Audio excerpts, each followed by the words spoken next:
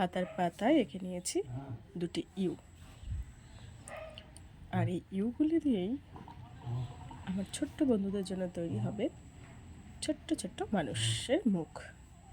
আমরা প্রথম ইউতে চলে গেলাম এবং সামনের চুল ও কানগুলিকে তৈরি করে নিলাম। তারপর চোখ তৈরি করলাম, চোখের মধ্যে মনে করে নিয়ে করে দিলাম নাকটাকে আর মুখটাকে।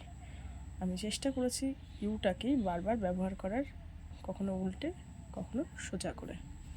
আমাদের বয় রেডি, চলে গেলাম গার্লে। মেয়েটা আঁকতে গিয়ে প্রথমেই আমি আগে চুলটাকে আর কানটাকে তৈরি করে নিয়েছি, এরপর চোখগুলোকে করে নিয়েছি উল্টেও ইউ আকৃতি করে নিয়ে, এরপর নাক আর মুখের সেখানেও আমি চেষ্টা করেছি ইউটাকেই ব্যবহার করার। এরপর আমি মাথার চুলটাকে করে নিলাম, চুলে উপরে বাঁধার জন্য ফিতে ব্যবহার করেছি। এইভাবে তোমরাও সহজেই